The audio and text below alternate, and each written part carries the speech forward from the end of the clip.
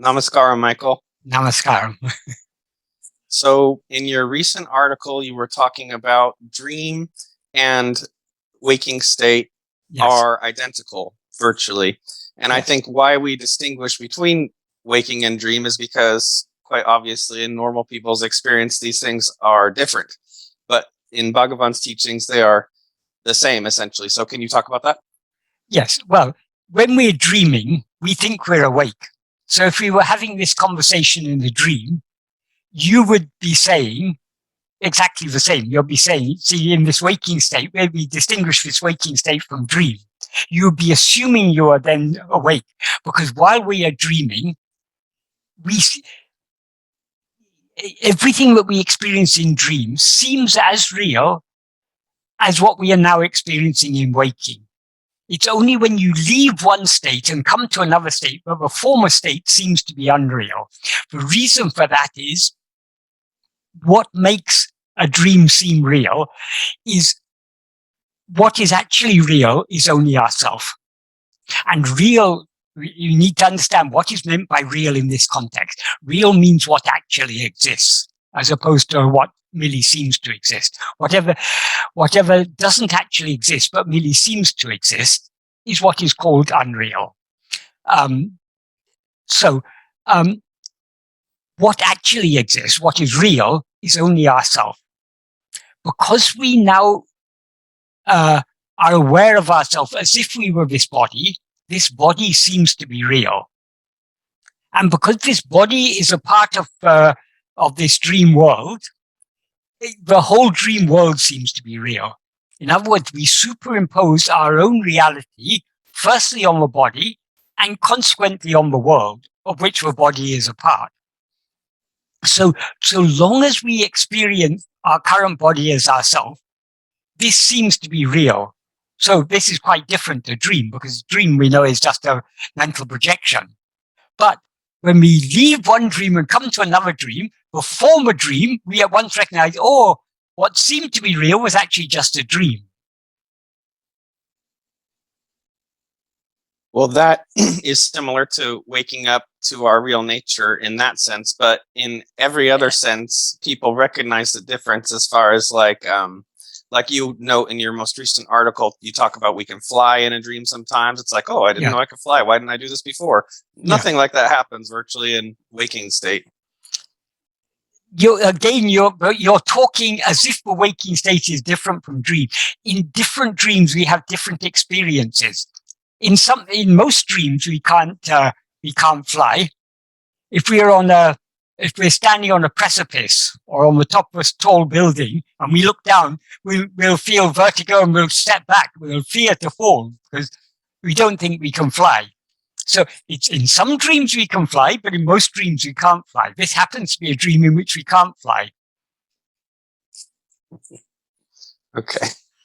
I want to get back to this, but a related topic just comes to mind is in your book, Happiness and the Art of Being, you talk about how the sleep state, meaning deep sleep, is our real nature. It's when mind has subsided in manolaya, not manonasa, meaning it's temporarily subsided, not permanently subsided, which is what we're aiming for. To shoot for our real nature is permanent subsidence. So, but what's so interesting is most people would take sleep to be a state of unconsciousness, and you're saying that's actually like our real consciousness. Can you explain that further? It is true. In sleep, we are not aware of anything. But what is absent in sleep is objects of consciousness. We're not conscious of anything. We are just conscious. Because we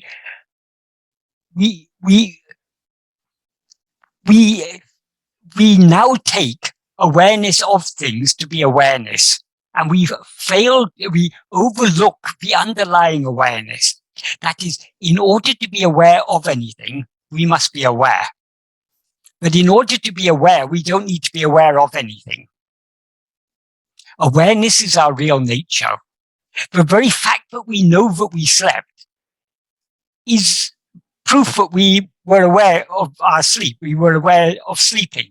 We were aware of being in a state in which we were not aware of anything. Of course, when we're sleeping, we're not thinking, I'm not aware of anything. We are just aware. So the difference between sleep on the one hand and waking and dream on the other hand is in sleep, we are just aware. Whereas in waking and dream, we're aware and we're aware of other things. So that basic awareness is our awareness of our own existence. I am. So that fundamental awareness, that persists in all the three states, because that alone is what is real. That is what we actually are. So the two states that are not our real nature are waking and dream. And then you're saying that those are basically the same, or they are the same. Yes, there's actually there are two states. There's states of being just aware and states of being aware plus awareness of phenomena. The states in which we're aware of phenomena, we take the current such state as waking and all other such states as dream. But actually they're one and the same. It's only from the perspective of our present state that this seems to be waking and all the other similar states seem to be dream. The reason being because now I'm identified with this body. So this body is real. This world is real. So long as I'm experiencing, as I take myself to be this body. Okay, so you don't take things like consistency, and I know you don't take other people's testimony for anything because they could also testify to something as real in a dream. But what about like consistency? If you don't take other people's accounts, but there's a certain constancy to normal waking state, whereas in dream it's just all over the place. What gives that semblance of consistency or constancy is our memories. We can remember what we did yesterday. We can remember what we did last year. We can remember what we did as a child. While we are dreaming, we can also remember. So we have the same sense of consistency while dreaming. It's only from a perspective of a waking state where the dream seems to be inconsistent. Inconsistent with what? Inconsistent with our present state. It was consistent with itself. Of course, there are qualitative differences. Like in some dreams, one moment you're talking to Michael, and the next moment it's your father or some other person. So things, in some dreams, not in all dreams, but in some dreams, things are very unstable in that sense.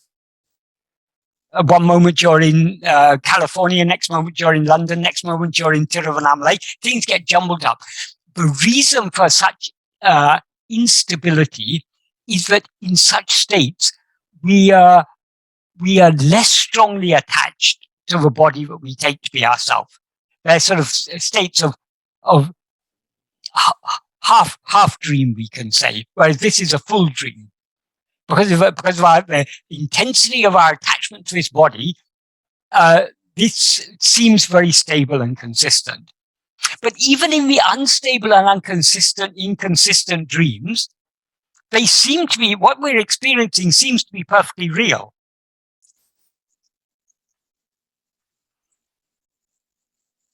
Even if in a dream you think, oh, this is just a dream, it still seems to be real. Yeah, that's true. Some people can do lucid dreaming. I think you've talked about that before. I've only had that experience once when I was very young. I was like, wait, I'm dreaming. I can change this. And I kind of changed how I was dreaming. It was interesting. Yeah. But that is, you're also dreaming, but you're dreaming that you're dreaming, and dreaming that you're able to change your dream. It's all part of a dream. I see. So the term lucid dream, it's a very vague and ill-defined term. That is, what exactly is a lucid dream? Very different. We experience different things in dreams. And there are qualitative differences. But an analogy I often give is, if you compare films made in the 2020s to the films made in the 1920s, qualitatively there's a vast difference. They were much better in the 20s. Hmm? They were much better in the 1920s. Much better. That is, for example, if they wanted to have a dinosaur or a dragon or something in their films, they'd have to make something out of papier-mâché. It wouldn't look so realistic. Whereas nowadays with CGI and everything, it looks perfectly realistic. But is it any more real than that? So these are just qualitative differences. You mentioned in your email substantive differences. Can you point out any substantive difference between waking and dream? I can't, no, because I know it's all a projection of the mind, and mind isn't what we really are. Yes. That is, in both states, we are aware of ourselves as I am this body, and we're aware of a world that seems to exist outside ourselves. If there was difference in these aspects, then we could say substantive differences, but there aren't. And whatever we experience in our present state, we could equally well experience in dream. There's a couple of movies where the character actually goes into the movie. Like there's a Buster Keaton film from the 20s, I believe, where it's called Sherlock Jr., and he actually enters the film.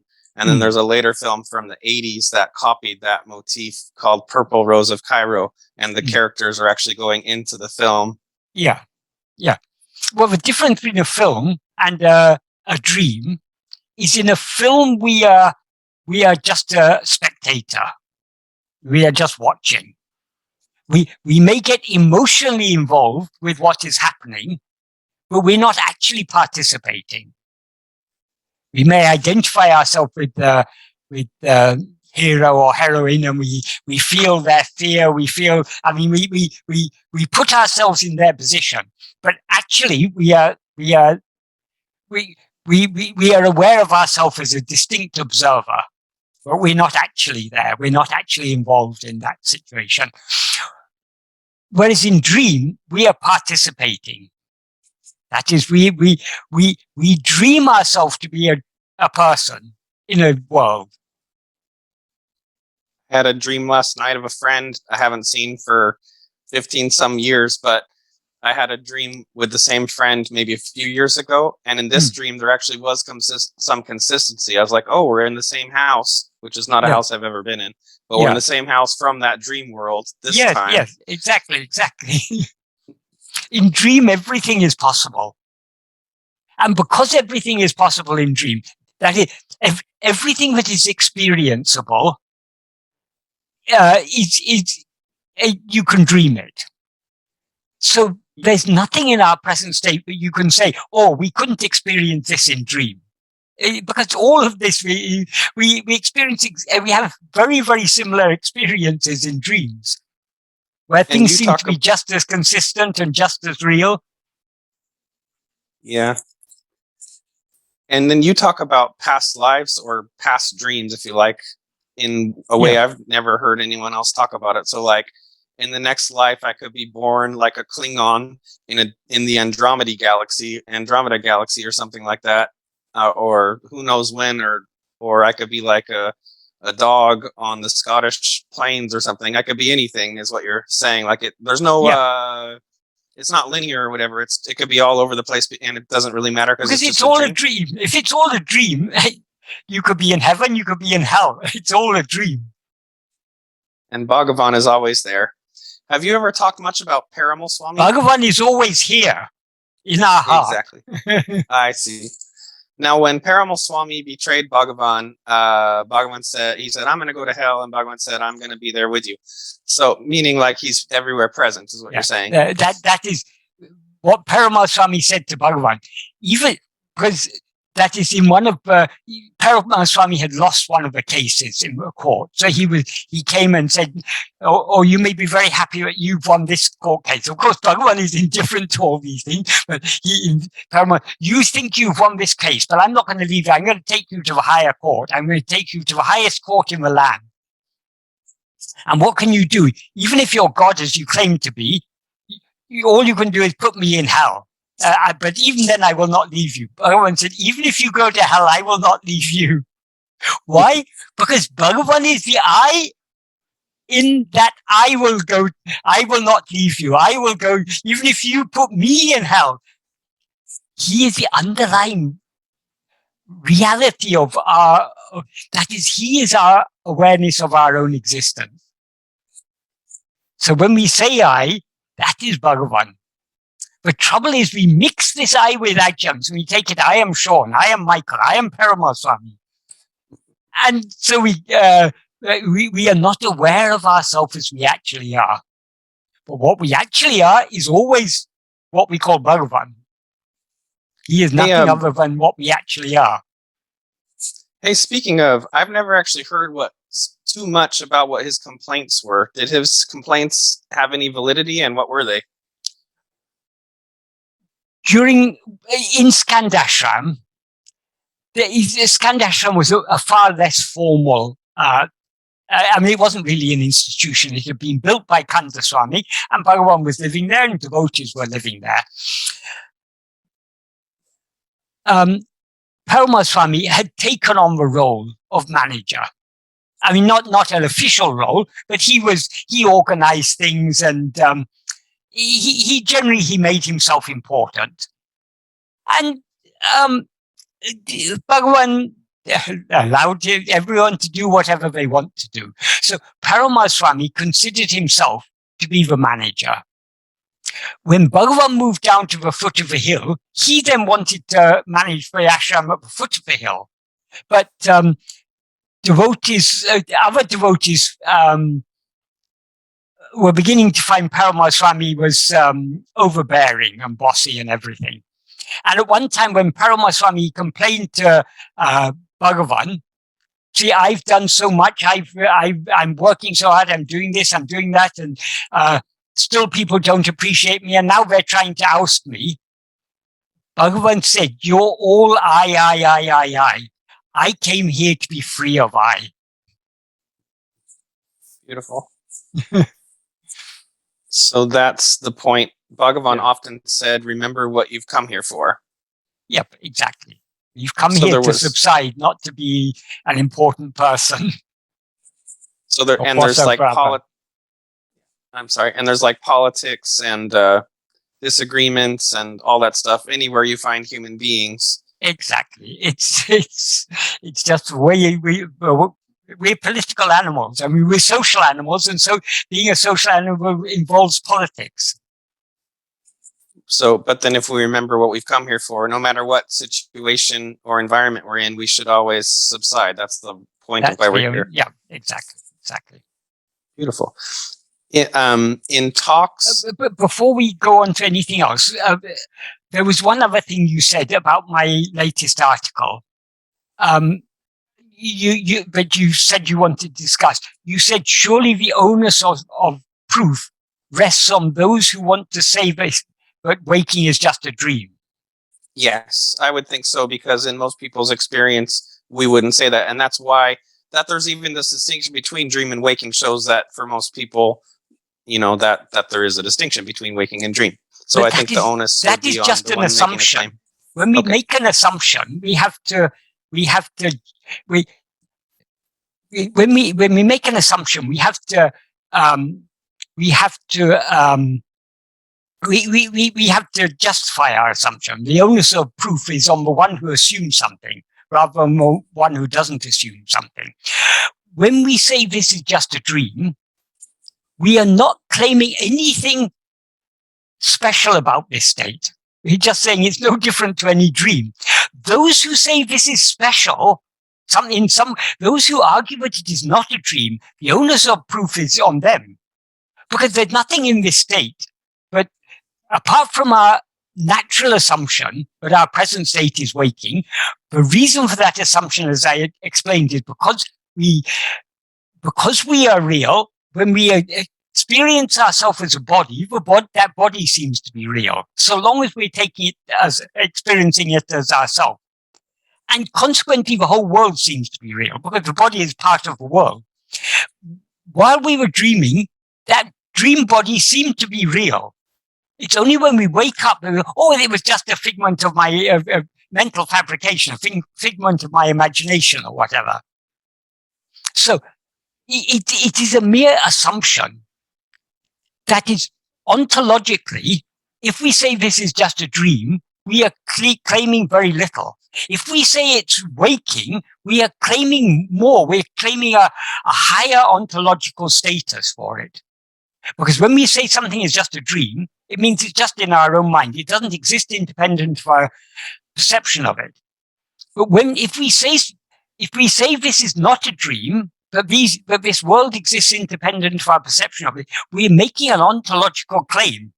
The one who makes the ontological claim the onus of proof is on the one who makes the ontological claim, rather than one who makes no such ontological claim.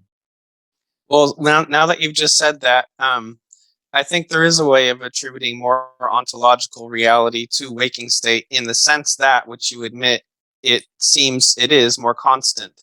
So since our definition of reality, of reality is what is permanent and unchanging, you could sort of do a graded ontology where the dream is more fleeting, more transient, more temporary, and the waking state many dreams seem to be just as consistent. And the waking, I wake up and I have the same people in my life. I have the same circumstances, more or less. In dream, you also have the same people. In dream, often a dream seems just as consistent as this dream. You can remember what you did yesterday. You can remember what you did last year. So your memories give that sense of consistency. When you talk about memories, you're reminding me of an argument you might like. You've probably heard of before from Bertrand Russell. He said, we can't be certain that we didn't come into existence 5 minutes ago. Exactly, yes. We can't be certain that we didn't come into existence 5 seconds ago. He's very generous. Exactly. He's giving us 5 minutes. That's cool, yeah. But I think in normal people's experience, you could just say dreams are more fleeting. So, but my some interest dreams, you can't say that. That's a generalization, because some dreams seem particularly fleeting from the perspective of our waking state. But some dreams, while we're dreaming, we seem to be awake. We assume we're awake. Well, sometimes we wake up from a dream and we start our day and we think we're awake, and we think of what are the things I have to do today and everything.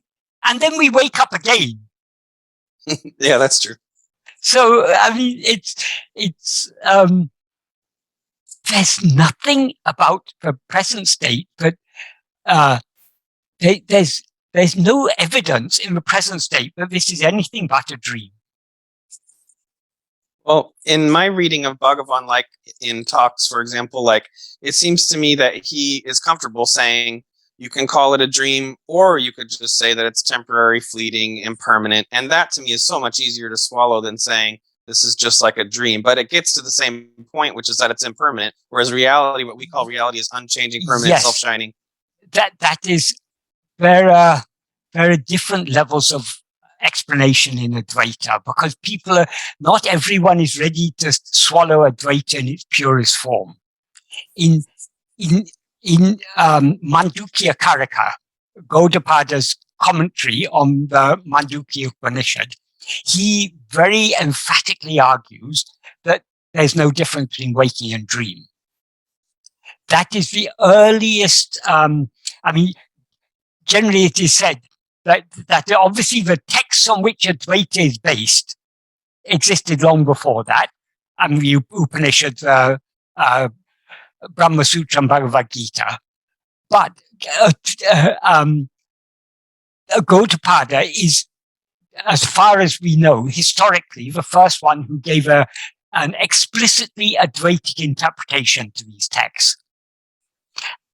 And he is generally held to be the Parama Guru of Adi Shankara. That is, he was the guru of Govindapada, who was the guru of Adi Shankara. And Adi Shankara, when he wrote a commentary he didn't write a commentary just on the Mandukya Upanishad. He wrote a commentary on the Mandukya Karika, in which the Mandukya Upanishad is embedded. So he held Gaudapada in such high regard. And I believe he said in his introduction to his commentary that this is the essence of all Advaita. So he's acknowledging that what Gaudapada there says is Advaita in its purest form. But in many of his commentaries, he gives a much more diluted explanation. He doesn't argue that this is all just a dream.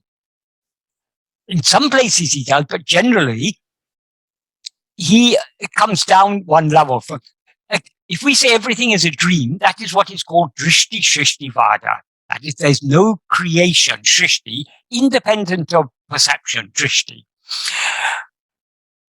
But Adi Shankara seemed to concede to a more Shrishti Drishti approach. And he accepted a lot of Sankhya view of how things are created. But that is a diluted form. He did that because not everyone is ready to accept that this is all a dream. And since Shankara had to argue with others and was trying to win them over to Advaita, he often had to dilute Advaita to suit their needs. So likewise, Bhagavan often gave more diluted teachings when people are not ready to accept this as a dream. Okay, it doesn't matter, but you have to accept it's at least fleeting. So, but this is diluting. If we're really serious in this accepting that this is all just a dream is extremely helpful. But to say it's fleeting, yes, of course, we all know it's fleeting. Everyone knows it's fleeting. We may not like to dwell on the fleeting nature of this life, but I don't think anyone will say our life is anything but fleeting. So it's not really saying very much. Just remind you, yes, it's fleeting, so don't be too attached to it. One day you're going to have to leave it all. But it can be fleeting, but still by most people's standards, even though it's fleeting, it's still real because they think it actually exists. Whereas according to Bhagavan, it doesn't actually exist. It doesn't exist any more than a dream exists. In other words, it exists only in our own mind. And if we investigate that mind, if we investigate the I to whom this dream appears, in other words, the dreamer, we will find this I is itself a fabrication, because it is a false mixture of the fundamental awareness I am conflated with adjuncts. Okay, so you kind of go for the most pure, most extreme interpretations right from the get-go. I go for Bhagavan's, what Bhagavan taught us, and Bhagavan taught us the most, but that is Gaudapada, I would say, comes closest to what Bhagavan has taught us. But if anything, Bhagavan went even more extreme than Gaudapada. But what is unique about Bhagavan? What is the emphasis that he put on practice? He showed the practical implication of all these things. Bhagavan didn't teach us all these things just as a nice philosophy. He taught us because of and he made clear what are the practical implications. I just feel like a little bit like it's doing violence to our normal conception of things, like this chair I'm sitting on is not real. I'm thinking about the article, the man who was talking to you in the article. This chair I'm sitting on, it's real. I feel it. I experience it. You're just saying it's just in my mind because it's a sense perception, and who is aware of all the sense perceptions? According to Gaudapada, that generally we think, because we see something, because we hear it, because we perceive through our five senses, we take it to be real. Gaudapada says drishyatva, the quality of being perceived, is itself a proof of unreality. Oh, that's cool. Yeah. Because we perceive things in dream, but we know those things are, while dreaming, they seem to be real, but after waking from a dream, we know they were unreal. So the fact that I saw it with my own eyes, it must be true, doesn't mean anything. We saw a dream with our own eyes. But I guess what I'm saying is, like, you're so far deep into this stuff, most people probably wouldn't follow along with that. But what you're saying is, we always have to say I feel, just so people understand what we're talking about, that it's in contrast with what is permanent. all of this is illusion. All of it is just appearance, because there is that reality that is unchanging, permanent, eternal, and that's who we really are. Yes, but what, according to Bhagavan and according to Advaita, what is not permanent is not real. It doesn't actually exist. Bhagavan often used to say, what exists at one time and not at another time doesn't actually exist, even when it seems to exist. Because what exists must always exist. If something is intrinsically existent, it cannot cease to exist. If something comes into existence one time, ceases to exist at another time, it is not intrinsically existent. Since it's not intrinsically existent, whatever is contingently existent must borrow its existence from something else. So there must be something that is intrinsically existent. What is intrinsically existent is only ourself. That is our fundamental awareness of our own existence. That's such it. That is what is...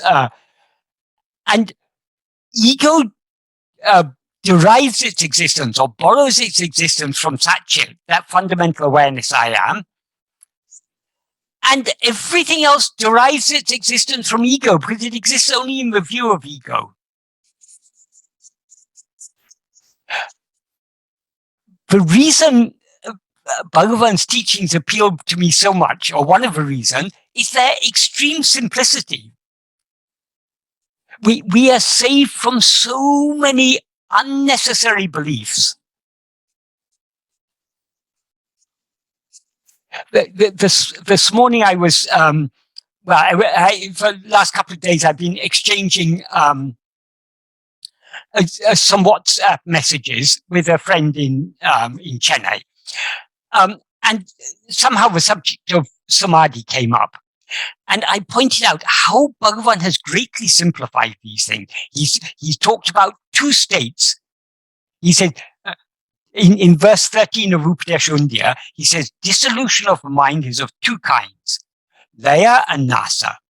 What is in laya will rise again. What is in nasa will not rise again.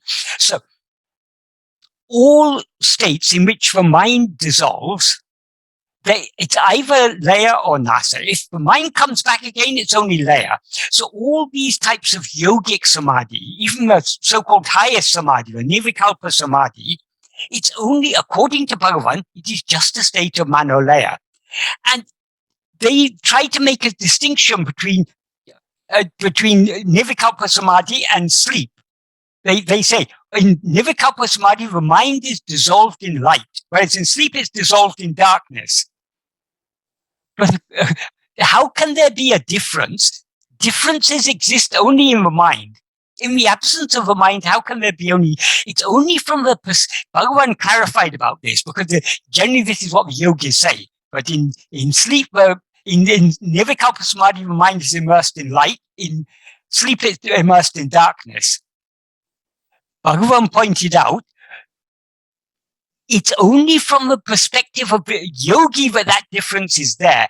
When you're actually asleep, or actually in nirvikalpa samadhi, you don't say this is light or this is darkness, because there's no mind to make any such distinction. And according to Bhagavan anyway, sleep is a state in which the mind is immersed in the light of pure awareness.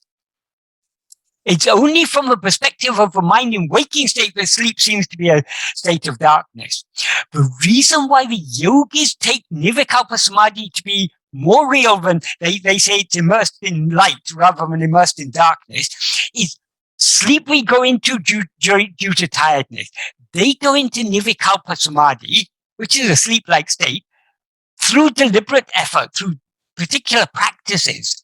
So when they come out of that state, it seems to them that they were, there's that difference, that they were aware in that state, but they were not aware in this state. But it's only from the perspective of the mind.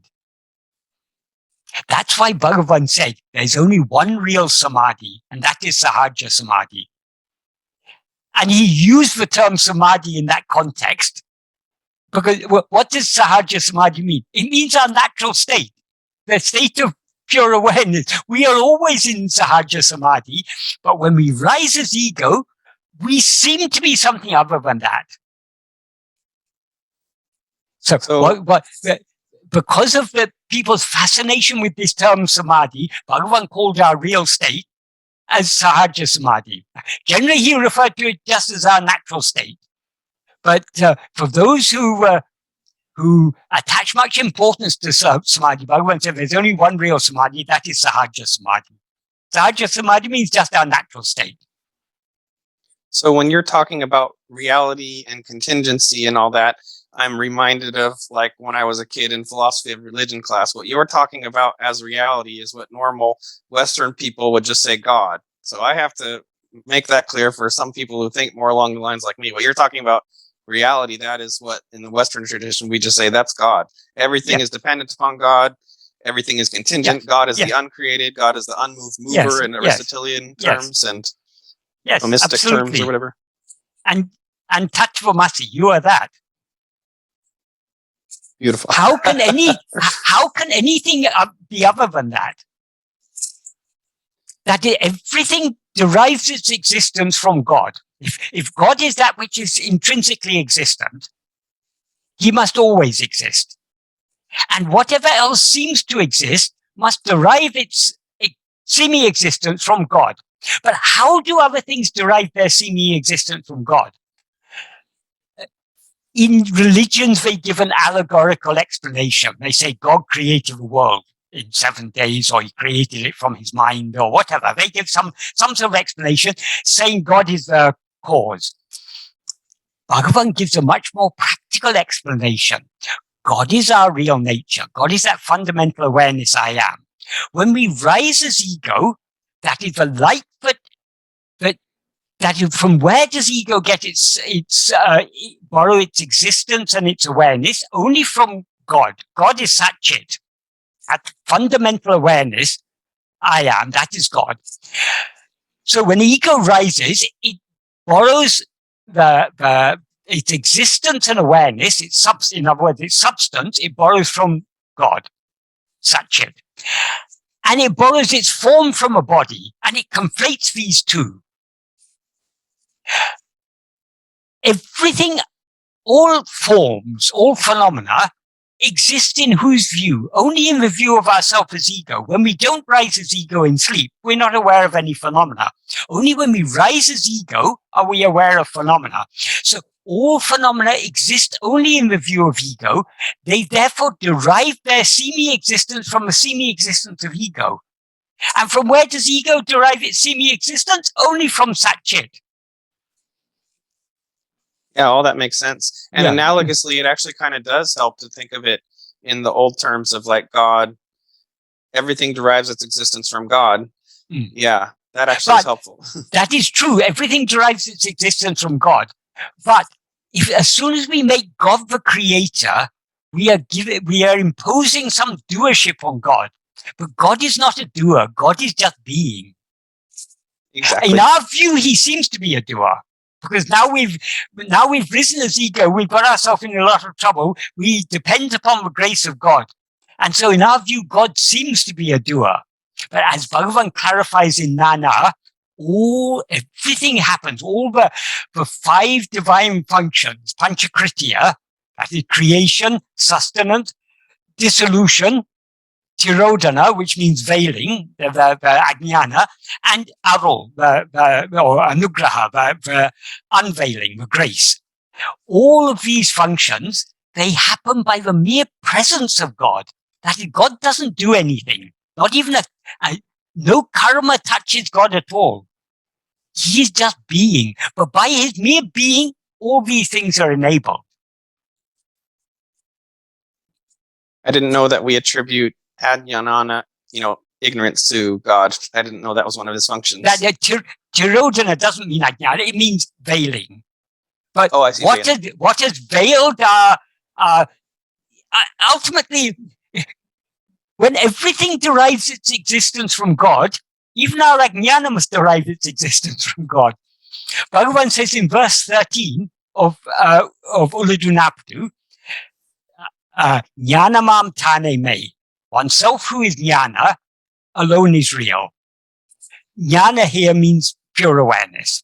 So we are pure awareness, and that we alone are real. Nānavam jnanam ajnanamam. Awareness which is many is ajnana. That is, jnana which is many is ajnana. So when we remain as we really are, awareness is one and indivisible. But when we rise as ego, it gets split as subject and objects. So that is what Bhagavan refers to as nānavam jnanam. It literally means awareness that is multiple or various, or diverse. In an earlier version of that same verse, he wrote that in a slightly more deep. He said nānavai kankindra jnanam. That means the jnana, the awareness that sees as many. That is, when we rise as ego, we become an awareness, whereas our true nature is awareness that is aware only of itself. When we rise as ego, we become an awareness that sees that one as many. So that, according to Bhagavan, is ignorance. And then in the next sentence, he says, even this ignorance, which is not real, does not exist apart from ourselves, who alone are real, apart from oneself, who is jnana, who is alone real. And then he gives the analogy of golden ornaments. Ornaments are many, but do they exist apart from the gold? So the gold is the substance. The substance is God, or jnana, or whatever you want to call it, doesn't matter. And that is what we really are. Because how can we be if you've got a gold ornament, you may have a ring or a necklace or a bangle or a crown or whatever the gold ornament may be, or it may even be a brick of gold. But what is it? It's only gold. We call it a ring or a bangle or a tiara or a gold biscuit or a gold brick or something, according to its form and its function. But in substance, it's all nothing but gold. There's nothing there but gold. That makes sense. Likewise, there's nothing here but God. If you want to use the word God, there's nothing here but God. Well, my concern, and since he is the sole substance, how can we be anything other than God? Exactly. So if we want to know God, we have to know ourselves. So long as if we take God to be something other than ourselves, we are separating ourselves from God. So the only way to know God as he is to know ourselves as we really are. What we really are cannot be other than God. We will see him as he is. So whether we call it God, or call it jnana, or call it Satchidananda, or whatever we call it, these names don't matter. For people who come from a theistic background, yes, it's appropriate to call it God. But if we're talking to Richard Dawkins or some other atheist, we don't have to bring in God. Yes, forget God. Why bring in God? Do you exist? I was listening to one of your old songs, and in there you said Dawkins didn't go far enough. He said, yes, there's the God delusion, but what about like the world delusion and the exactly. the ego delusion? Yes. In this, Bhagavan agrees with Dawkins. God is a delusion. But so is the world, and not only the world and God, but one in whose view world and God seem to exist or not exist. Ego. So that is the root delusion. So Bhagavan can really handle any philosophy, any theology, most anything that comes his way. Easily. It doesn't matter the term God is an arbitrary term that we use. It's appropriate to those who come from a theistic background.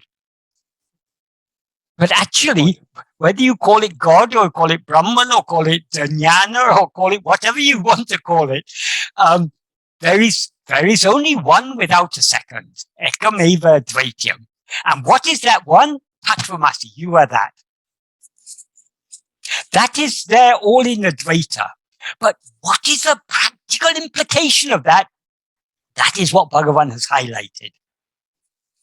I think Advaita is kind of an obnoxious philosophy if one doesn't understand it. I think if you have at least a little bit of insight into it, it's the most beautiful philosophy, you know? Yeah. If it's any philosophy can become obnoxious if you misunderstand it. So we have to understand it correctly. But even those who spent lifetimes studying it, they still don't understand it. But unless we understand the practical implications, we've not really understood it. So there are people who write volumes of explaining what is the significance of tattvamasi, what is tat and what is tvam, and how you have to analyze tat and you have to analyze tvam, and then you have to understand. All that is unnecessary. Why is it said tattvamasi? That's the simplest of simple piece of information.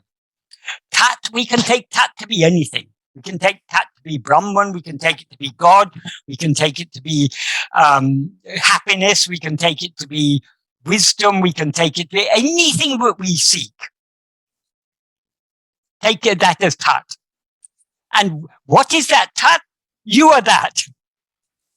So if I am that, if what I'm seeking, whether it be called Brahman or God or Allah or Buddha or Nirvana or happiness or whatever it may be, may call it, if what it is what we're seeking. If what I'm seeking, if I am what I'm seeking, what should I seek? I should seek only myself.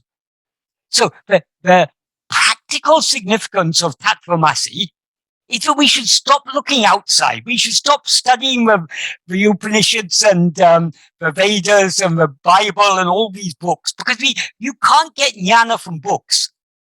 Because what is jnana? You are that. So the knowledge we're seeking, the books are useful as pointing us in the right direction. But if we don't grasp where they're pointing, if we fail to perceive where they're pointing, really we can go on for endless lifetimes studying all these books, studying all these philosophies. If we're not able to understand the practical implication of tattvamasi, we have not understood Advaita at all. We may be very learned. We may have studied all the Upanishads, all the commentaries, all the Brahma Sutras. We may be able to quote this and that and everything, but we haven't understood Advaita unless we understand the practical implication of tattvamasi. Bhagavan's teachings have a practical implication Bhagavan's teachings are highlighting the practical implication of tattvamasi. You are that, so stop attending to anything else. Forget about that. Tend to yourself. Because there's no that other than you. There's no Brahman other than you. So attend to yourself. Forget about Brahman. That's a really good point. It's like a subtle duality you've got going there. If you just attend to I, that's the real truth. That's why Bhagavan said, why do we need to go on thinking I am Brahman, I am Brahman? Do you think I am a man, I'm a man? I have to remember today, when I get up in the morning, I shouldn't forget I'm a man. Throughout the day, we go on repeating to ourselves, I am a man. We don't think so, because it's very clear to us that we miss it. Our fundamental experience is, I am a man, I am a human being. Man here means human being, not man in the sense of male or female, but a human being. Do you have any doubt that you're a human being? No, I'm a human being. It's my experience. I don't have to go on thinking I'm a human being. If we were aware of ourselves as Brahman, we wouldn't need to think we're Brahman. And merely, so long as we're aware of ourselves as I am this person, I am Michael, if I'm thinking I am Brahman, that's a confusion, because is Michael Brahman? Well, yes, Michael can't be other than Brahman, but yeah. The whole point of these things is, who am I? That's what all these texts, they're prompting us to investigate and find out what we are. Comparing Jesus said it. They will say, look here, look there. But lo, I tell you, look within. The kingdom of God is within you. I agree with that. Yeah, definitely. So we don't need philosophy, we don't need theology, we don't need any of these. All these things are useful to the extent to which they point us back to ourselves. And we can continue studying these things as a support to us, but the main point is we need to be practicing this self-attentiveness. Regarding self-attentiveness, I much prefer personally the original Tamil term, which is it Atma Dhyana or? Well, there are many terms Bhagavan used.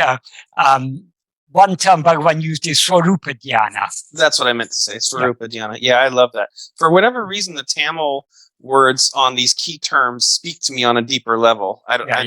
You know, they really do. I don't know. It seems to sort of, I guess embody would be the wrong word, but embody it better for some reason. Swarupa Dhyana is actually a Sanskrit term, but it's many Sanskrit terms are used in Tamil. Pure Tamil term, Bhagavan spoke of tannatam. Natam means more or less the same as it means investigation. So it means more or less the same as vichara. It also means seeing, looking. So looking at ourselves. So it's a self-attentiveness. And Bhagavan also spoke about tat gavanam. That literally means self-attentiveness. So there's so many terms Bhagavan used. But the implication of all of them is that we should stop attending to other things and attend only to ourselves.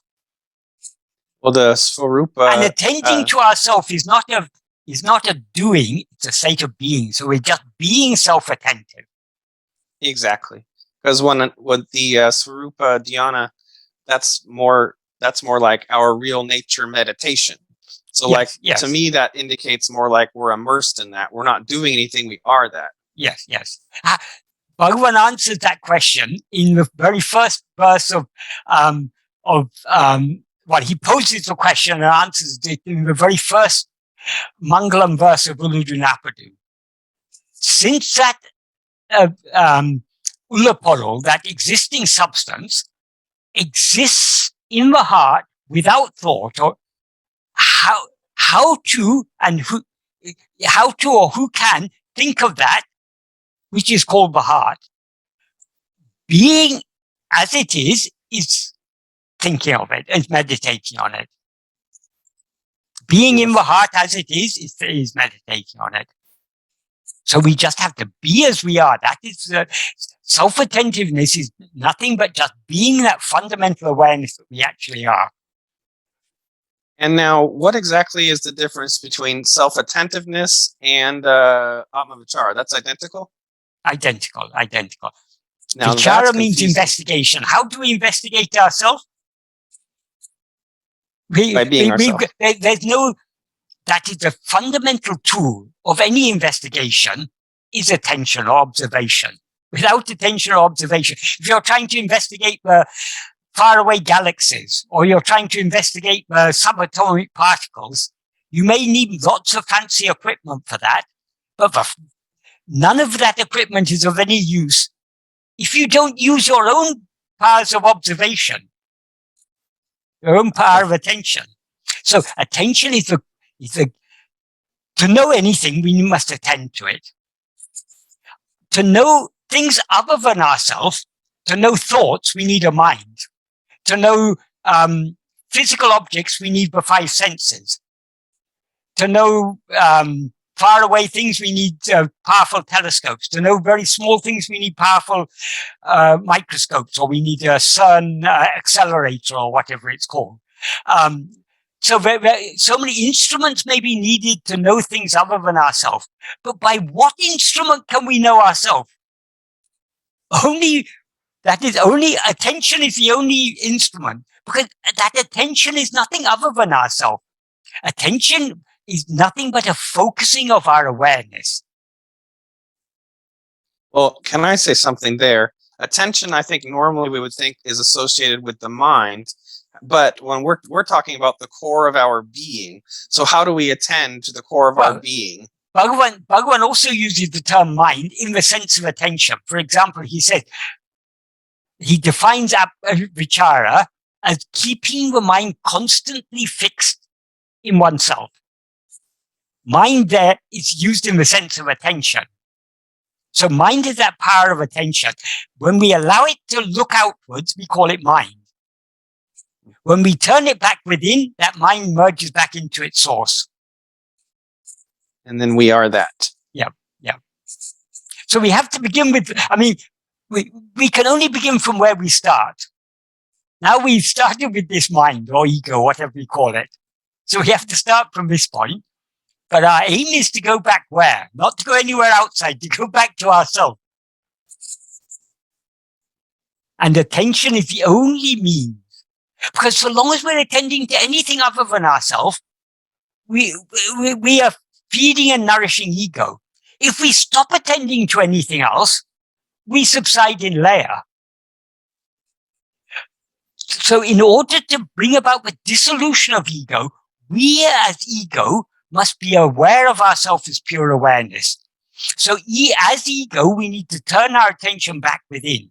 When we turn our attention a full 180 degrees, we thereby cease to be aware of anything else. And thus we're aware of ourselves as pure awareness. Ego is an impure awareness because it's always awareness mixed with adjuncts. When ego is aware of itself as pure awareness, it is thereby destroyed. As soon as we as ego see ourselves as pure awareness, we cease to be ego and remain as pure awareness, which is what we always actually are. And pure awareness is never an object. That's why this path is not an objective meditation. That's why, though Bhagavan sometimes used the term meditation to describe this, it is fundamentally different to all other meditation, because in all other meditation, we're attending to some object or other. Well, check this out. Compare the term self-attentiveness to the notion of being immersed in one's own being. Those are very different. We're describing the same point, but they're different terms that, to me, have a vastly different connotation, even though they're pointing at the same reality. Superficially, they may have, but if we think about it deeply, if we think about it in the light of Bhagavan teaching, we always are. We always are as we are. So, but we're facing a problem because we seem to be something other than what we are. So to know what we are, we need to be what we are. But there has to be how can we remain with as we are? We have to stop rising as ego. How to bring about the non-rising of ego? It's only by clinging to self-attentiveness. Because so long as we attend to anything else, we are rising and going outwards. So that's what Bhagavan says in verse 9 of Upadēśa Undiyār. In verse 8, he says, rather than anya bhava, taking God to be something, meditating on God as if he's something other than ourselves, ananya bhava. Ananya means not other. Meditating on what is not other, avanahamahum, in which he is I. So with the understanding that God is that which is shining in our heart as I, meditating on nothing other than I, that is the best among all. He says in verse 8. Then in verse 9, he says, bhava balatina, by the strength of bhava, by the strength of meditation. The meditation he's referring to is that ananya bhava. By the strength of that ananya bhava, being in sat bhava, being in our state of being, which is bhavanatita, which transcends all meditation in the sense of mental activity. That is parabhakti tattva. That is the truth or the reality of supreme devotion. I think there's a lot of... How can we be in our state of being except by the strength of self-attentiveness? Well, I think there's a lot of problems with terms as far as communicating what we're trying to communicate. I feel like it's a big project. It's not a problem with terms. It's a problem with language itself. Because our language is language that is talking about experience, what we experience, about objects. But language can never be adequate for this purpose. That's why the ultimate teaching is silence. These words are all just pointers. And a lot of what Bhagavan says, if we look closely at it, he's talking metaphorically, because we can only use that language metaphorically to convey this.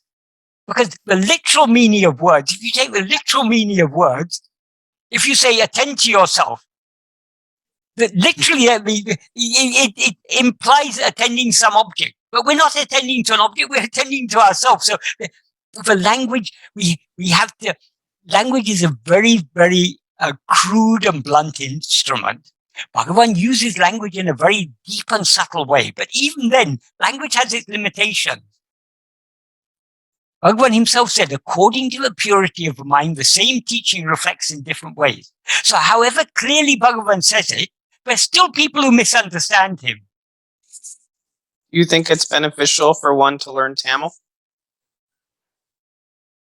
If it is your destiny to learn Tamil, you will learn Tamil and you'll be benefited thereby. If it is not your destiny, it is not necessary. That is, we haven't come here to learn Tamil. We haven't come here to learn a language. Learning Tamil is at best just a means to understand Bhagavan's teachings more deeply. It may be, I mean, for some people it may appeal trying to learn Tamil. But if we don't know Tamil, it's important to rely on clear, accurate, and explanatory translations. Because no translation can be perfect. And a mere translation often doesn't convey the meaning as well as the original. So a certain amount of explanation is necessary. This is now why nowadays when I translate verses, I give a literal translation. Even if it doesn't make sense, I give a literal translation, then I give an explanatory paraphrase. To try and bring out what is implied by those words. And it's important that we come across translations from people who understand the meaning, not sort of just the terms. That is Bhagavan's.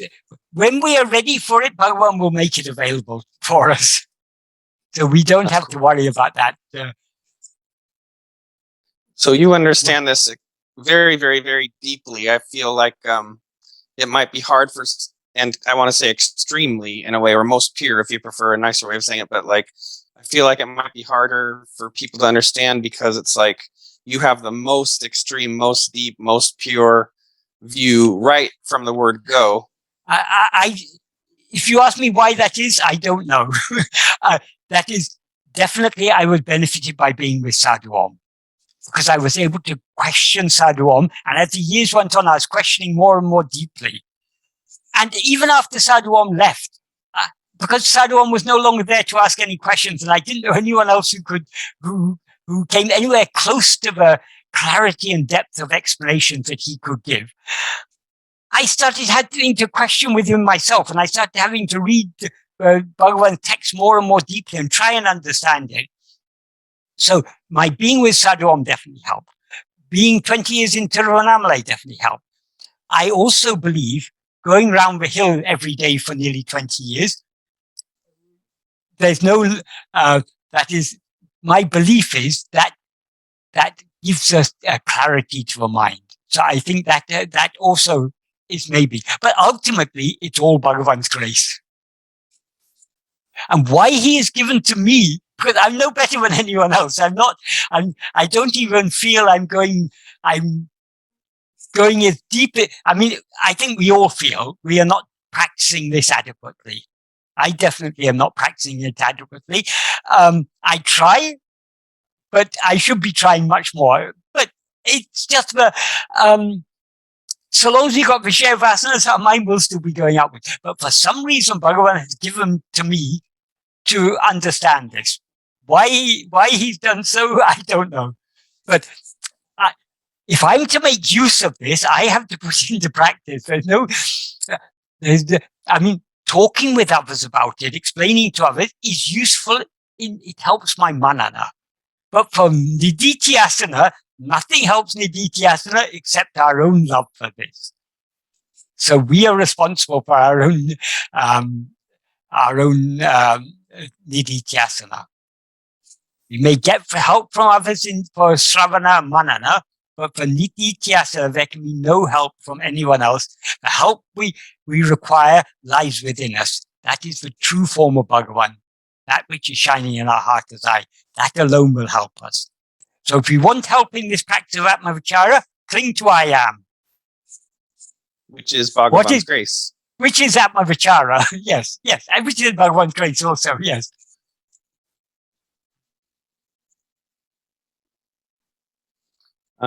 I like you were talking about Arunachala in a new way to my ears anyway. Maybe I hadn't noticed it before, but Arunachala as jnana, and sort of like you have to have sort of a deep understanding before you really understand what that means, and then it becomes clear. I really liked how you were describing that. Bhagavan said it cannot be understood by anyone.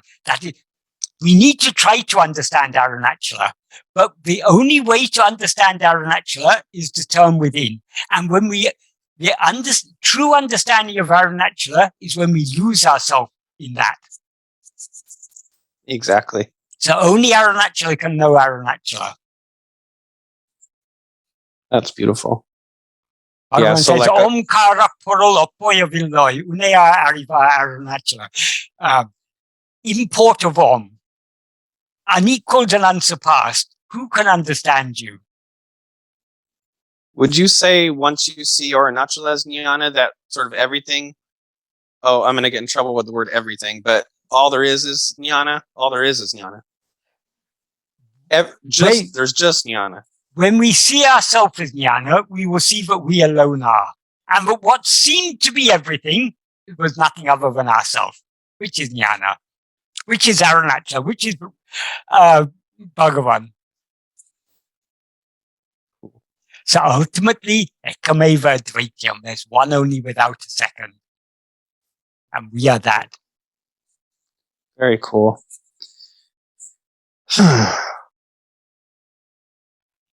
And what we see as everything is nothing but that. But so long as we see it as everything, we're not seeing that.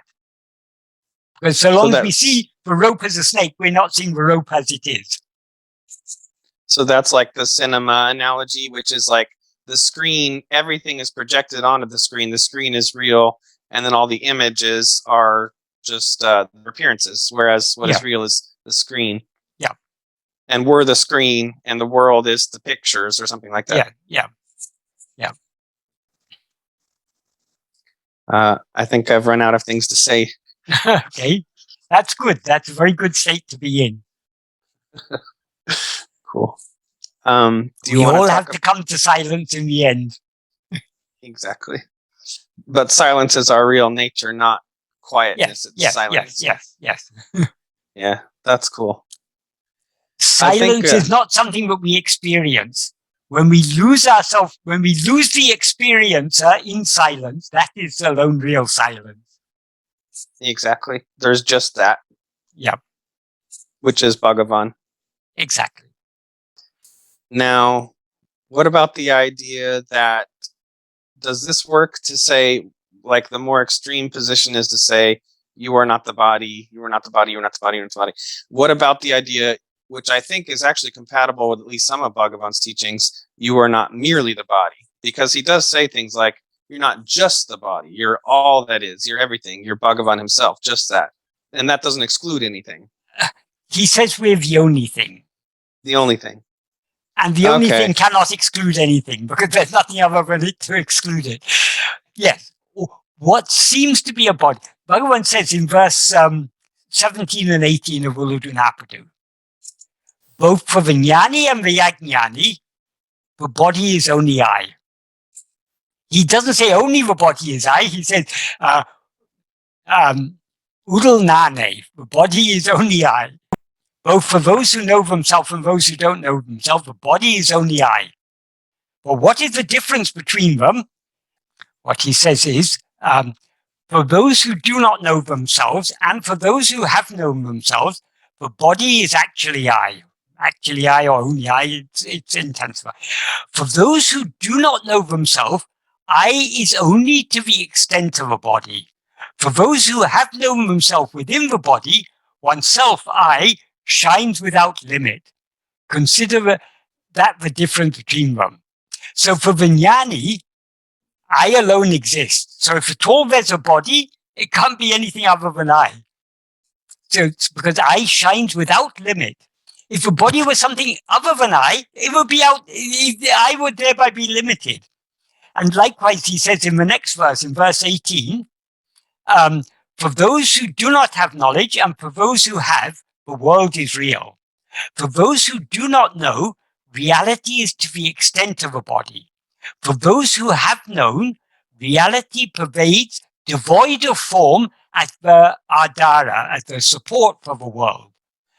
This is the difference between them. Consider.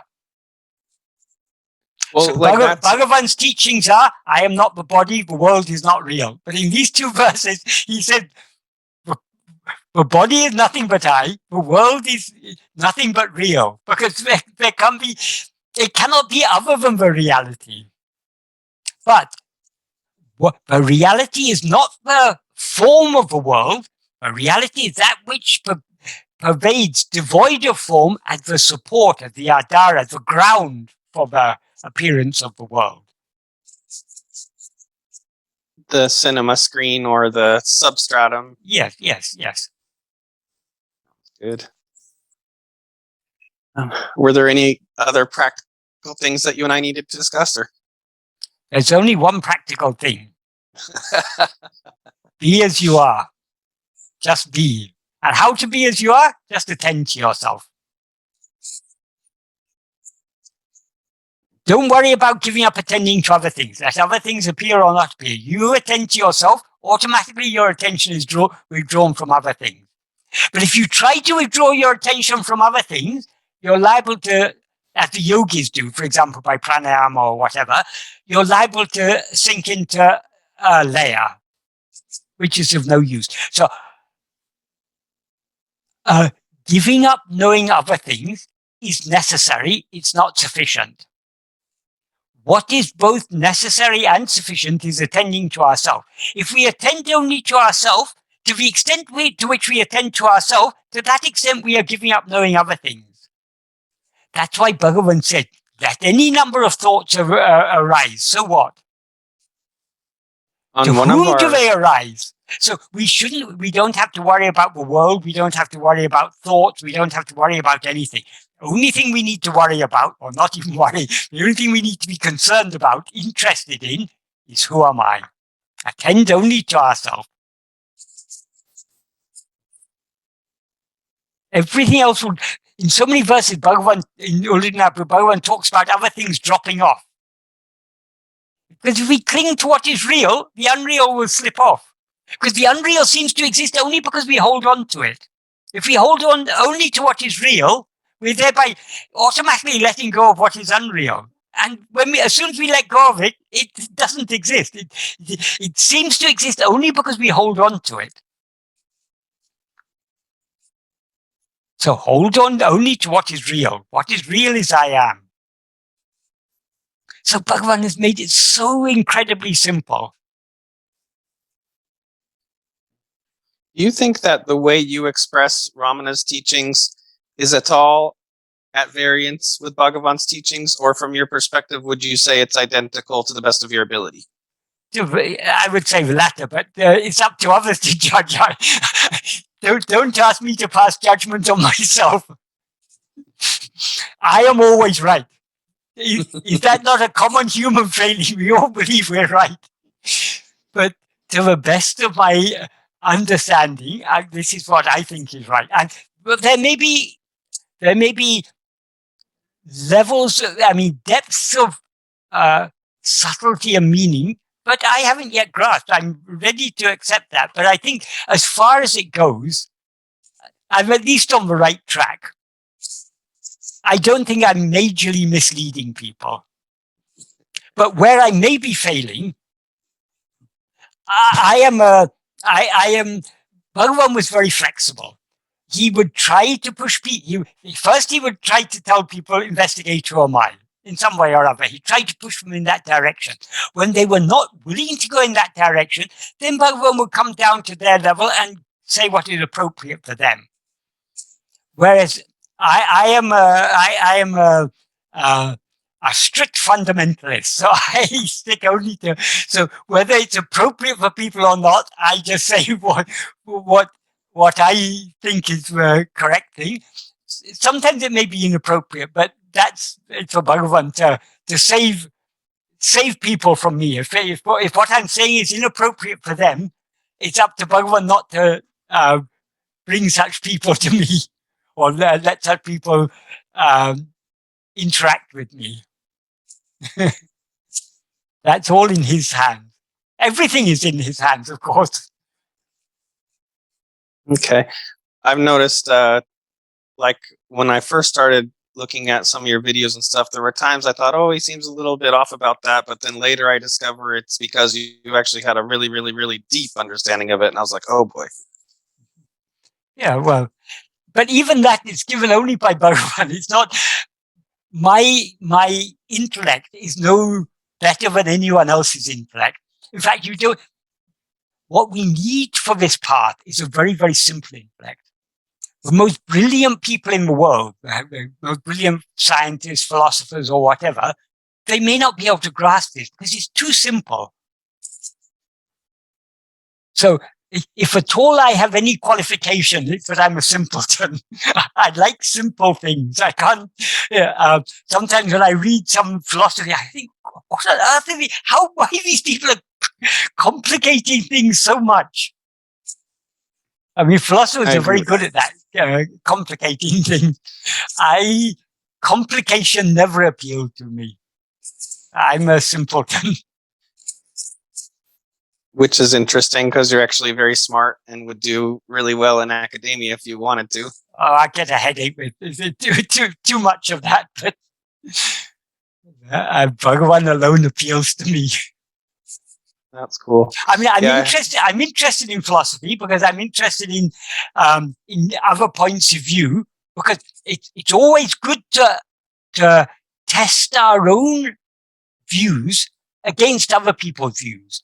And sometimes I wish people would be more critical of my understanding, because if people criticize my understanding more, that would make me go deeper into think about it more deeply and give deeper explanations.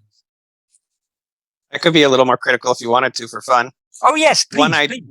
One idea that I thought of, we talked about this ages ago, and you completely disagreed with me, but in Plato's Republic and in Descartes' Meditations, you can find that when we go, the cave analogy, allegory of the cave, when we go out of the cave and we see the form of the good as the sun, there's a passage you can actually go back into the cave and see shadows as shadows. In Descartes, when you discover the truth I am, you discover there's only the thinking thing, res cogitans. There's just that, the perceiving thing, the aware thing, the I thing. After that, there's a couple steps, but after that, if provided you have a clear and distinct idea of phenomena, you are not mistaken about it, because there's another step in there, which is that God is not a deceiver. So if you have a clear and distinct, so long story short, what I'm trying to say is there's this similar thing where you discover the ultimate certain principle, the ultimate truth, you can go back into relative reality and see it for what it is. And for you, it's like, and I guess proper Advaita, there's just Bhagavan, there's just Brahman. There's no going back into Maya and seeing it as Maya, or is there? Advaita gives there is a concession in Advaita. There's the concept of a jiva mukta. For jiva mukta is some person who has realized Brahman. And then because they've realized Brahman, they can then teach other people. No person ever realizes Brahman. When we lose ourselves completely, when we lose ego, the one who is aware of itself as I am this person, that is the realization of Brahman. However, in the view of others, for example, we've got Bhagavan.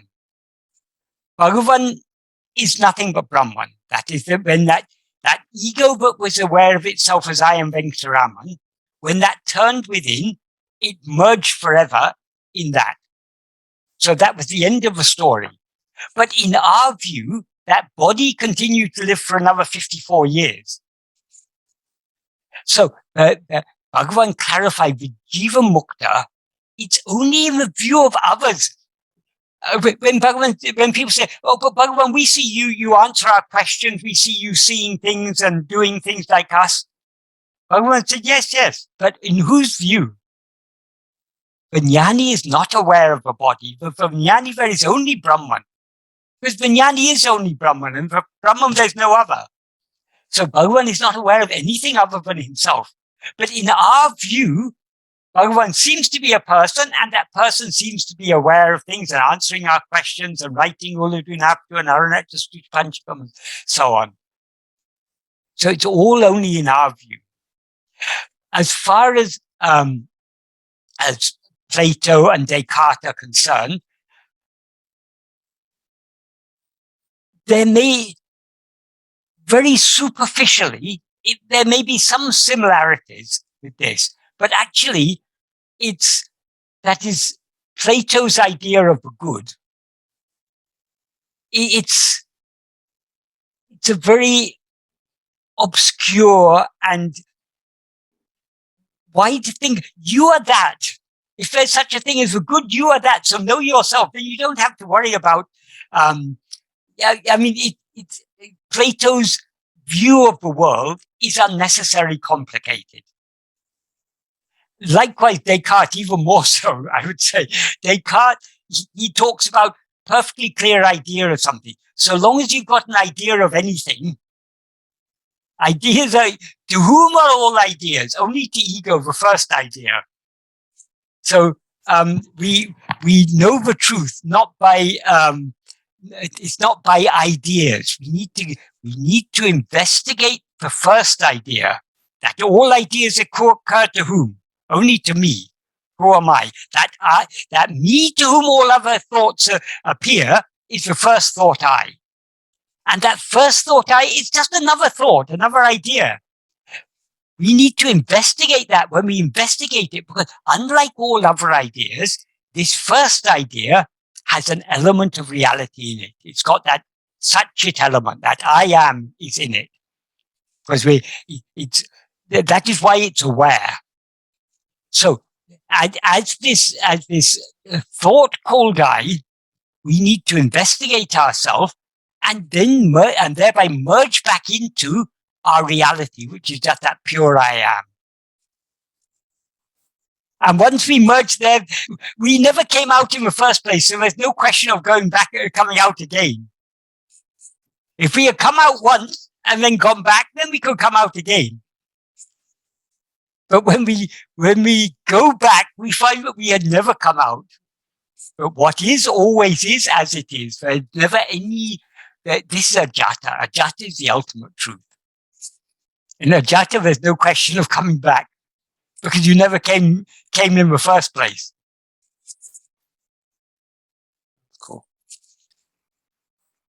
Well, and then if I wanted to be more critical, you dispense with this right away, but I think you could talk. I personally don't want to, but I think one could talk about all sorts of evidence and, for sciences and blah, blah, blah, blah, blah. And it's very simplistic, which is not necessarily a bad thing, but it's very simplistic to be like, well, you even say there's no evidence, but obviously yes. That's, yeah. Yes. Yeah, there seems to be evidence. What is more evident? The world is here. Isn't that evident enough? It seems to be very evident, but we need to, when we need to consider evidence critically. We shouldn't take evidence at face value. When we critically consider the evidence, that is when the evidence begins to fall apart, and we find actually there's no evidence that anything exists apart from ourselves. What evidence do we have that anything else exists? Only our perception of it. So what evidence can we ever have that anything exists independent of our perception of it? We cannot. So it's not that I don't respect evidence. I do respect evidence, but we need to consider evidence critically. We shouldn't take... we shouldn't take evidence at face value. We shouldn't superficially accept evidence without critically considering it. And the whole point is just to come back to I am. That's the whole point for all of these teachings. Yes. Yeah, if that's the sole point of everything, yes. I think my sort of lingering thought is if there's these problems that we can have objections with these more extreme, deeper, really, really deep interpretations or proper perspectives of Advaita, it can sort of be a stumbling block, if you will, or a hindrance to just sort of like talking about the dream and so forth. You could also just, like I was trying to say, it's not as deep, but you could just say, well, it's fleeting, it's impermanent, let's get on. The point is to discover I am. So regardless of how we're saying it, but I think a more fundamental point is you're not just saying, I'm pretty sure you're not just saying that it's true that that it's a dream, or it's no different than a dream, the waking state. I think another point that you are making is that it's more beneficial. It's better to read. Okay. Whatever Bhagavan taught us is what is most beneficial. It's up to us whether we accept it or not. If we are wise, we will accept it, because it is what will be the greatest help. Yes, it is good to think all this is fleeting, none of this is going to last. What is the point of amassing wealth or amassing learning or anything else? Because all this is just this is fleeting. It's good to think like that. We get, by dwelling on that idea, we get a certain amount of vairagya. But even if you're a materialist, you can accept that it's all fleeting. It's not. It's helpful to recognize that everything is fleeting and to dwell on that fact, but it's not going to take you very deep. But as soon as you say everything is just a dream, nothing exists independent of your perception of it, then that gives a far greater impetus to vairagya. Now, do you say that's both true and practical, or do you subordinate one to the other, like it's practical, therefore it's true, or something like that? It is practical. That is the most important thing. Ultimately, it's not true. Yeah, because nothing is true. The only thing that is true is I am. But relative to the Bhagavan begins ōḻḷadu Nāṛpadu with a concession, because we see the world. So Bhagavan comes down to our level, but we can't say, Bhagavan's teaching is that we see the world. The reason for his teaching is because we see the world, but seeing the world is not true. It's no more real than seeing your dream, as he makes very clear in the rest of ōḻḷadu Nāṛpadu. I'm understanding you better now. And even a dream seems real only in the view of the dreamer. When we investigate the dreamer and find that the dreamer never dreamt anything, the dreamer never existed as anything other than pure awareness, and in the view of pure awareness, there's never any dream. Ultimately, nothing is real except I am. That is a jhata. In the waking state, another way of saying what you're saying is, you could emphasize, is it's not that the world is unreal, but more to the point, the one perceiving the world is unreal. That's ego. Yep.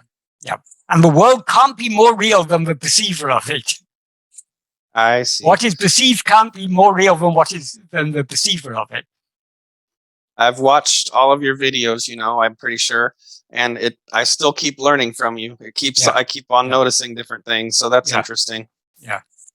I guess that's how that works, huh? It takes many years to sort of. Yeah. Okay. On the other hand, we're always that. Yeah. In ōḻḷadu Nāṛpadu, there are two fundamental principles that Bhagavan is constantly reiterating. Firstly, that everything depends for its seeming existence upon us. Bhagavan begins emphasizing that from verse 4 onwards. If oneself is a form, the world and God will be like one. If oneself is not a form, who can see their forms and how? So the appearance of forms depends upon our mistaking ourselves to be a form. So it all depends. And then in the next verse, he says, the body is nothing but the 5 sheaths. And without these 5 sheaths, has anyone seen the world? Or is there a world other than these 5 sheaths? So there he's emphasizing, but it's only when he's continuing the idea in the previous verse, but the world, we are aware of a world only when we're aware of ourselves as a body in that world. So again, the appearance of the world is dependent on us. In the next verse, the world is nothing but the 5 kinds of sense perception, 5 kinds of sense impression. Since it's a one mind that sees the world through the 5 senses, is there a world apart from the mind? Again, he's putting it back on the mind. In verse 7, he says, though awareness, in this context, awareness means the mind or ego, though awareness and the world rise and subside simultaneously or together, the world shines only by the mind. That is, the world appears only because of the mind, because it's only in the view of the mind that the world appears. So there he's emphasizing that everything depends upon the mind, or ultimately on ego. I mean, what he means by mind, what is that element of the mind that sees the world? Only ego.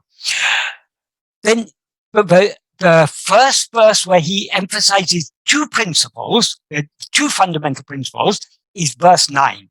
That is, the first principle is everything depends upon ego. And ego, if we investigate it, it will disappear. Therefore, when we investigate ego, not only will ego disappear, everything else will disappear along with it. This is the second principle. He first mentions this second principle along with the first principle in verse 9. In verse 9 is a very simple but a very, very deep verse. That's a verse where he talks about dyads and triads. Dyads means the technical Sanskrit term. In Tamil, Bhagavan used a word irritagal, which simply means pairs. But the technical Sanskrit term is dvandva. That means pairs of opposites: existence, non-existence, awareness, non-awareness, happiness, unhappiness, bondage, liberation. All these are all pairs of opposites. And the next term he uses is, in Tamil, he uses the term mupadi, which is a Tamil form or a Tamil term derived from the Sanskrit term triputi, which is a technical term in Vedantic epistemology. Triputi means the knower, the means of knowing, and what is known. Or it can be taken as the knower, the knowing, and the known. So nothing can be known without knowing, or without a means of knowing it.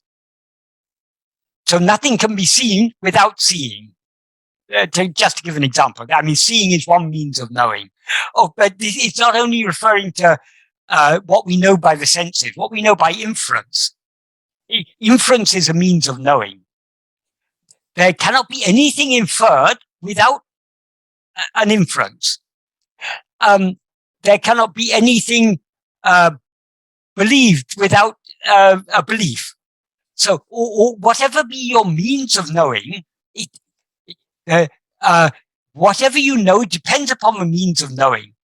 And the means of knowing depends upon the knower. So this is a triputi. So, I mean, often they talk about this, the knower, the knowing of the known, or the knower, the means of knowing of the known. This is, there a lot in particularly in Vedantic epistemology, and probably also in other systems of Indian philosophy. This is the basic elements of any epistemological system. What Bhagavan points out there, he said, dyads and triads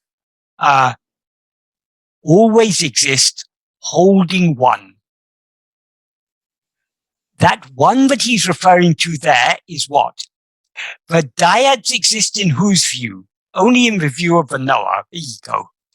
The triputi, what is known depends upon the means of knowing, and the means of knowing depends upon the knower. Without the knower, there would be no means of knowing, and there would therefore be nothing known. So it is, Bhagavan is pointing out that the knower, ego, that is for both the dyads and triads depend on this.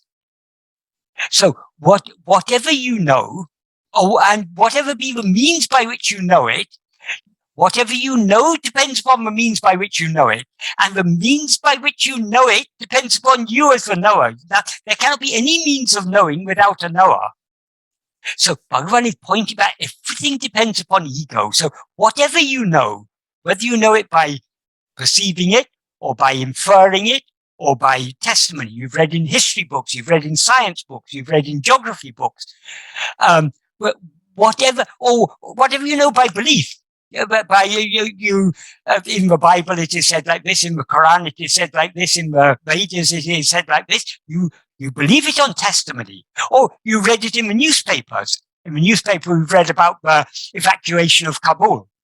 How do we know all that is true? We consider that the news, we know news is not always entirely reliable, and often there's biased presentation. But when so many newspapers and so many television channels are telling us about the evacuation of Kabul, it's reasonable for us to believe that Kabul has been evacuated and that now Taliban have taken over. But we believe this, it's purely on testimony that we believe this. So there are so many means of knowing, but whatever it be that we know, whatever be the means by which we know it, it all depends upon the knower.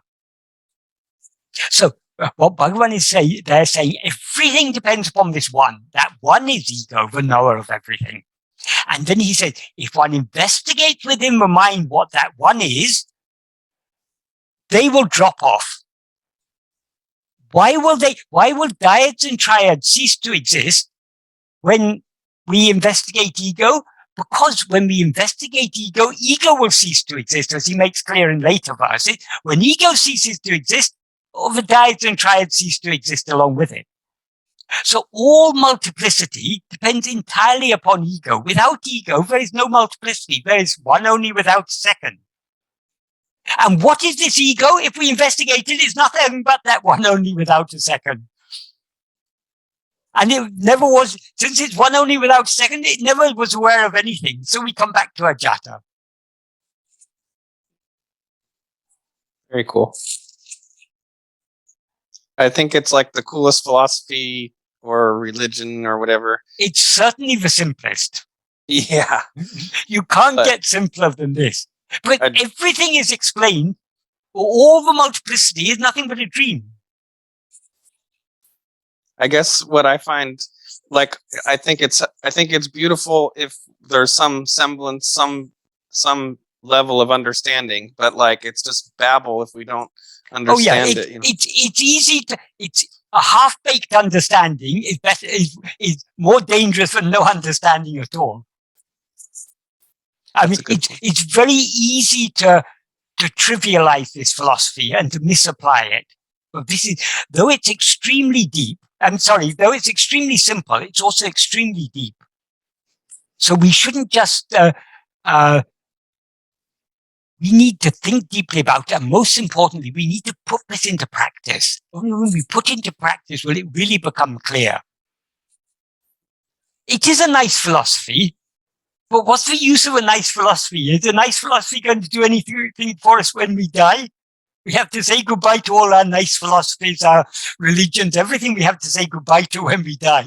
So whatever nice things we may believe, it's all of transitory value. So to get the real value of this philosophy, we need to put it into practice. And Bhagavan's philosophy, it's all about practice. It's all about being as you are. Exactly. That's it. Did you want me to let you go, or? I want to let go, but, well, I say I want to let go, but I don't really want to let go. So that's a problem. That's why I'm stuck here, because I haven't yet let go. I tell myself I want to let go, but still I have too much liking to hold on. That's the problem. So how to get rid of that liking to hold on to things other than ourselves? Only by holding on to ourselves.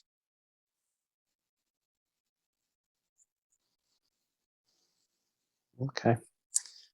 Gradually, slowly. Yes. Sane uparamet. Mella, as Bhagavan says in Tamil. Slowly. Well, I'll keep reading Happiness and the Art of Being, and then I'll probably have more questions. Actually, like the dream we were just talking about, I tend to kind of avoid the more like extreme things because I don't really want to argue with you, but it actually is helpful to go over it. And I found what you said very persuasive. Sometimes it's good.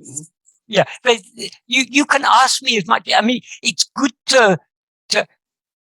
What is the point of discussing all these things? It is only to understand it clearly and deeply. So, I mean, you're welcome to question me on any of these things, because it's not an argument in the sense of it's not a disputation. It's an argument in the sense of we're trying to arrive at the truth. Well, to me, like the truth is already there, and it's all kind of meaningless. Like we're just that, and that's that. I mean, when we're talking about truth here, we're talking about we're trying to arrive at understanding what Bhagavan has taught us, which is the most useful truth there is. Part of why it's good for me, I suppose, as ego to listen to what you're saying is if like I just revert to my if I'm not just abiding as I am and I revert to a prior worldview, it really is like physicalist and like scientistic, that's not a healthy, or existentialist. These aren't sort of good things to rely on. So, yeah. Okay. The more we understand this, the less unpleasant our life will be. Because the more we understand it, the more we're willing to yield ourselves, to surrender ourselves. And the more we surrender ourselves, the more pleasant our life will be. Of course, this isn't our aim isn't just to have a pleasant life, but if we are following Bhagavan's path, truly, our life should become more and more pleasant. That doesn't mean there'll be any less problems or any less suffering or any less disease or any less anything. Our outlook on these things will be different. We'll be less concerned about these things, less affected by these things. And you said Bhagavan had the most painful cancer possible, basically. Yeah. Sarcoma. Okay, well, thank you very much. I guess I'll talk with you soon. Yes, okay, well, thank you. Be nice talking. You too, Michael. And this time, I think our talk has been a bit more focused on Bhagavan's teachings. Yeah, I was deliberately making that effort, actually. I got tired of myself. Yeah, okay. Yeah, sorry. No, that's okay. Kept feeling obligated to various people, but anyway, that was kind of whatever. Yeah. Anyway. That's okay. It's all part of the process. We're all undergoing a process. Exactly. Sounds good. And the process is a process of letting things drop off. Things that were very important in the past are no longer so important. Very true. Yeah. And what is important to us now, one day it will not be important. Very true. Well, I guess another thing that would have been interesting to talk about is even during death, body death, it would be analogous to sleep, right? You're still aware as I am, like I am never ceases. I am never ceases. Because I am alone is what exists. Time begins and ceases. But in whose view does time exist? Only the view of ego. And what is the reality underlying ego is only I am. So I am can never cease. It'd be fun if one of these days we could tell people more of your background, but that certainly doesn't seem to be your interest. So No. I'm interested in my background. The background is I am. yes, I know. Very cool. All right. God bless. Okay, Peace. God bless. Yes. Namaskaram. Namaskaram. And Bye-bye. happy Ramana Advent Day. Oh, yes, you too. Thank you very much.